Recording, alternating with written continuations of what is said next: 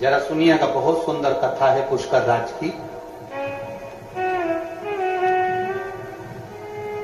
इस कथा को अपनी जिंदगी में उतारना जरूर।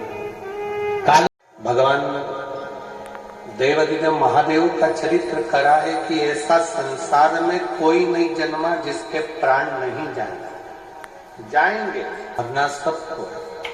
पर निवेदन केवल इतना है कि मरने से पहले जैसे देवराज शंकर के मंदिर में पहुंच गया तो परमात्मा के धाम पहुंच गया। नहीं तो था तो पापी, चोरी भी करता था, गलत काम भी कर रहा था, व्यसन में भी डूब गया था, गलत संगत में भी चला गया।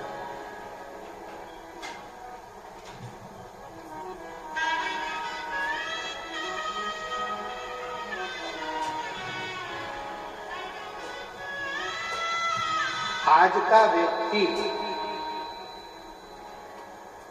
जितना संसार में जन्म लेने वाला है वो कोई ना कोई दवाई का प्रयोग करता है।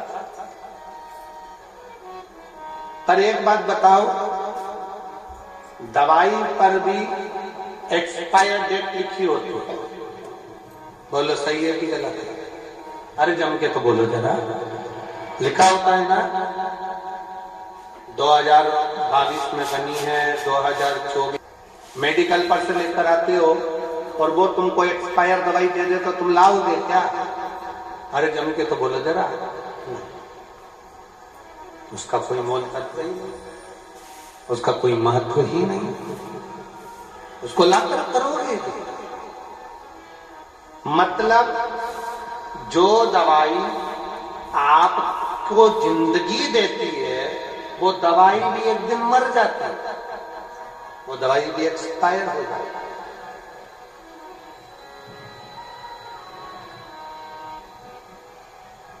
तेल की भी एक्सपायर डेट आती है।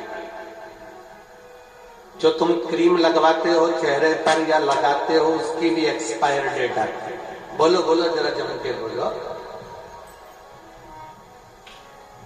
सबकी एक्सपायर डेट।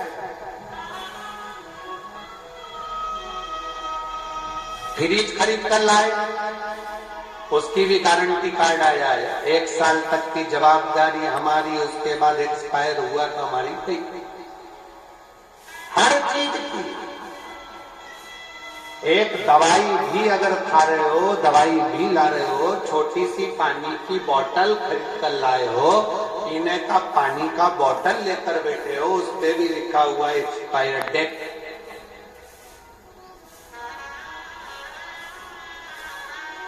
जो दवाई हमको जिंदगी देती है वो दवाई भी एक दिन जम के बोलो एक्सपायर हो जाती है। और डॉक्टर ने क्या कहा, मेडिकल वाले ने क्या कहा, ये दवाई एक्सपायर हो उससे पहले खाओ, उसको खा लो। क्रीम एक्सपायर हो उससे पहले लगा लो, पाउडर एक्सपायर हो उससे पहले पोत लो, पानी की बोतल एक्सपायर हो उससे पहले, अरे बोलो जम के, पी लो। और तुम एक्सपायर हो उससे पहले परमात्मा का नाम गा दो।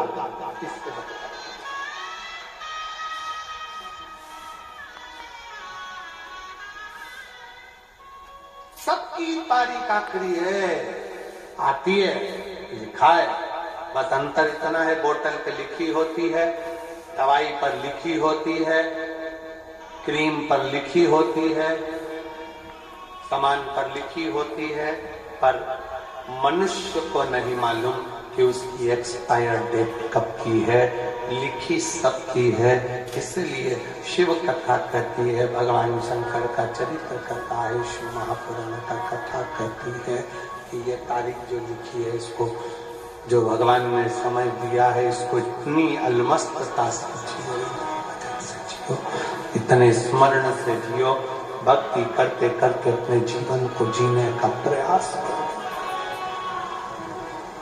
जो मिली है, जो मिला है समय,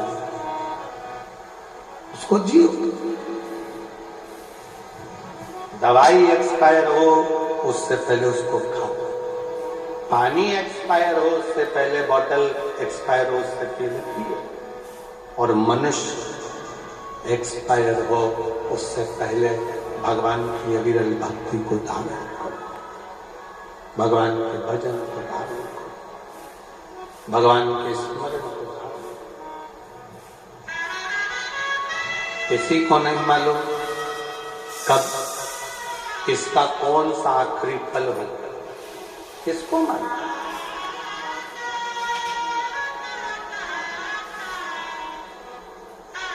मेरे भगवान भोलेनाथ से, मेरे भगवान से, शिव से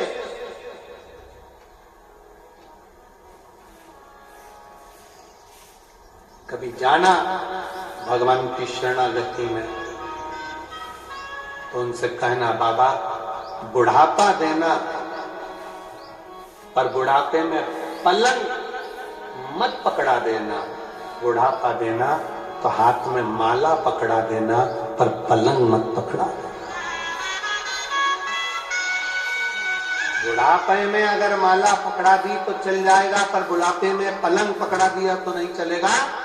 बुढ़ापे में अगर पलंग पकड़ा दी तो ना मैं चल सकती ना फिर सकती, दूसरे के मोहताज होकर जिंदगी जीती हूँ। मेरे बाबा, मेरे शंभू, मेरे शंकर, अगर बुढ़ापा देना तो हाथ में माला पकड़ा देना, पर पलंग मत पकड़ा। माला पकड़ाओगे तो एक दिन मैं तेरी शरण में चली जाऊंगी और मेरा जीवन स्वर्गमय हो जाएगा। अगर पलंग पकड़ा दिया तो ये स्वर्ग नहीं है, ये जीवन नरक है। जिनको पलंग पर पकड़ा हुआ देखते हो, पलंग पर तड़पता हुआ देखते हो, आईसीयू में पड़े हैं, वेंटिलेटर पर पड़े हैं, मौत भी, बड़ी बीमारियां शरीर में हो जाती है और वो मौत को मांगते हैं, भगवान अब तो उठा ले, भगवान अब तो उठा ले, और भगवान भी नहीं उठाता। जरा विचार करिएगा, भगवान से प्रार्थना करना कि बुढ़ापे में मुझे पलंग नहीं माला पकड़ाना, पलंग पकड़ाऊंगा, पकड़ाओगे तो मैं तेरे दरवाजे नहीं आ सकता, पर माला पकड़ाओगे तो ऐसी भटिंडा में कथा सुनता रहूंगा, तेरी भजन को करता,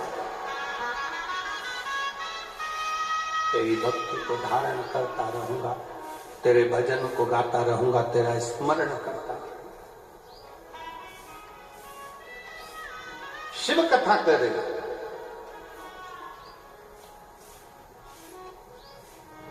भगवान शंकर का चरित्र करा। देवराज एक्सपायर हुआ, देवराज के प्राण छूटे उससे पहले देवराज शंकर के मंदिर तक पहुंचे।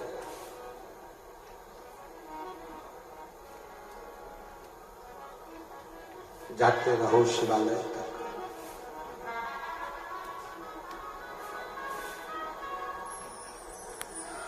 जाते। गुरु नानक देव जी ने एक बात अपनी बड़ी बहुत लगनता से कही अपने जनमानस को। गुरु नानक देव जी ने किसके सामने? संत नामदेव जी के सामने। संत नामदेव जी के सामने महाराष्ट्र के वो संत नामदेव गुरु नानक देव जी से मिलने के लिए अपना महाराष्ट्र छोड़कर पंजाब में आकर रहे थे। आप लोगों को मालूम कि नहीं मालूम, पर यदि आप अध्ययन करेंगे तो उसमें मिलेगा कि महाराष्ट्र के संत नामदेव जी महाराज अपना महाराष्ट्र छोड़कर भगवत भजन करते करते विठ्ठल पांडुरंगा विठ्ठल पांडुरंगा विठ्ठल पांडुरंगा कहते कहते पंजाब आ गए। और इस पंजाब की भूमि पर गुरु नानक देव जी की संगत करी हुई।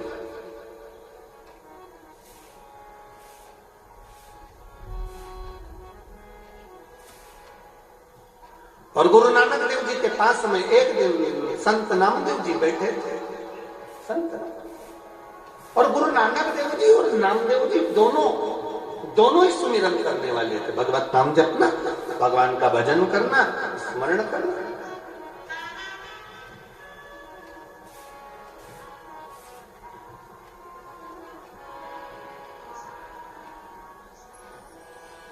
एक दिन गुरु नानक देव जी ने नामदेव जी से कहा, नामदेव, अगर मानव की देह मिली है, गुरु नानक देव जी कहते हैं, नामदेव, अगर मानव का शरीर मिला है, मनुष्य की देह मिली है, तो संसार में आने के बाद भय भी बहुत होता है, भय भी बहुत होता है कि पाप मिलेगा कि पुण्य मिलेगा।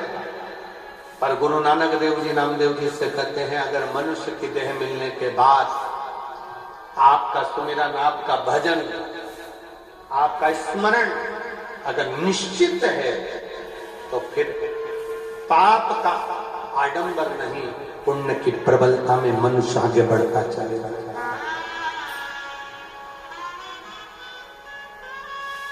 शिव महापुराण कथा करती क्या? शंकर की कथा क्या देती है? शंकर की कथा आपको आडंबर से दूर कर देती है। शिव की कथा में ना बेल है, ना भभूति है, शिव की कथा में ना श्रीफल, ना नारियल। शंकर की कथा में तो केवल एक काम है, बैठे बैठे भगवान का भजन करो, मौका मिले तो एक लोटा जल लेकर शंकर को समर्पित करो। अपना भजन स्वयं को करना पड़ेगा, कोई दूसरा नहीं करेगा। अपना भजन स्वयं करिए, कोई दूसरा नहीं कर सकता। सेनाई थोड़ा श्लोक, अपना भजन स्वयं करिए, अपना स्मरण स्वयं करिए, कोई दूसरा नहीं। हम पहले भी कथा में कहे हैं, छींक आएगी अपने को खुद को छींकना, खांसी आएगी अपने को खांसना। अब तुमको आ रही छींक और तुम पड़ोसी से कह रहे छींक, वो छींक भी देगा तो तुम्हें कौन सा फायदा है? अपने को चल रही खांसी, पत्नी से कह रहे खांस, तो पत्नी खांस भी देगी तो तुम्हें कौन सा फायदा? पेट दुख रहा तुम्हारा, दवाई खिला रहे बेटे को, तुम्हारा कौन सा फायदा? सिर तुम्हारा दुख रहा, टेबलेट तुम्हें खाना थी, खिला रहे पड़ोसी को, तुम्हारा कौन सा फायदा? शिव महापुराण की कथा गुरु नानक देव जी महाराज नामदेव जी से कहते हैं, अपने को पेट दुखा, अपने को दवाई खाना है, अपन ने पाप किया तो अपने को सुमिरन कर कर उसको धो डालना है, भजन कर कर सामा